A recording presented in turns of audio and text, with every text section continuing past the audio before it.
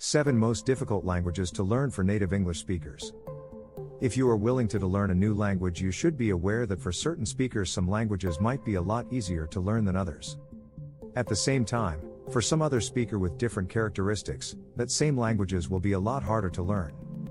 This is dependent on so many factors, and it finally comes down to each individual speaker. So in this post we will focus on the 7 most difficult languages to learn for the average native English speaker. Which is the most difficult language for English speakers? As we already mentioned, this question cannot be answered categorically, as it depends on many factors. You should always take into account your environment and some personal facts like the number of languages you already know, your place of birth, the region your parents are from. For this post we will be focusing on the hardest languages to learn for English language speakers. Mainly because it is one of the most spoken first languages in the world, but do not take this information as a rule of thumb, as it may not apply for your situation. 1. Chinese, Mandarin. Native speakers, 1.3 billion of which 909 million speak Mandarin. Where is it spoken? Northern and southwestern China. Chinese is a group of languages spoken by the people of China. The most common form is Mandarin, the most widely spoken language in the world. English speakers find the language very difficult to learn, especially because it is a tonal language. Each sound in Mandarin has 4 different pronunciations.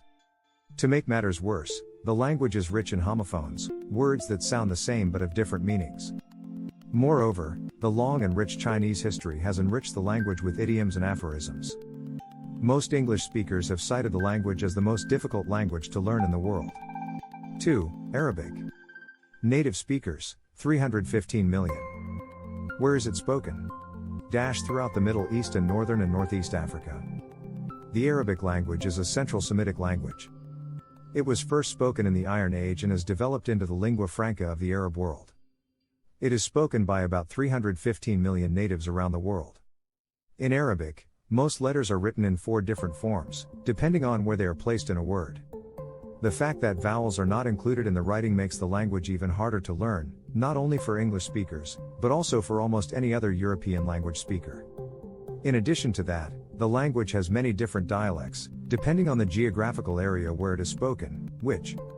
3. Japanese. Native speakers, 128 million. Where is it spoken? Japan. Japanese is an East Asian language with more than 125 million speakers. It is the national language of Japan.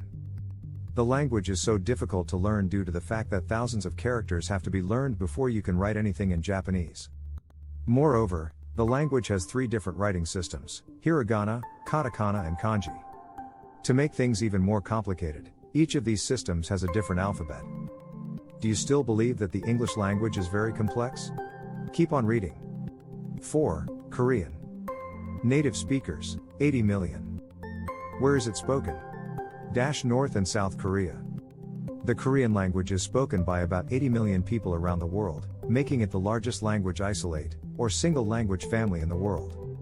Which is a language that is not a descendant from any other language. Do not confuse with isolating language, which is a language in which each word form consists typically of one single morpheme. It is the national language of both North and South Korea, as well as the official language of 2 Chinese autonomous prefectures. The language structure of the Korean language is very different from many other languages, including English. For example, if you describe an action in the Korean language, the subject goes first, followed by the object, and the sentence ends with the action. A practical example is a sentence like "I read books." When changed to Korean, it is read as follows: I books read. This change in sentence structure makes it a very difficult language and oftentimes confusing for native English speakers. 5. Hungarian. Native speakers, 15 million. Where is it spoken? Hungary. Hungary has some of the most difficult grammar rules.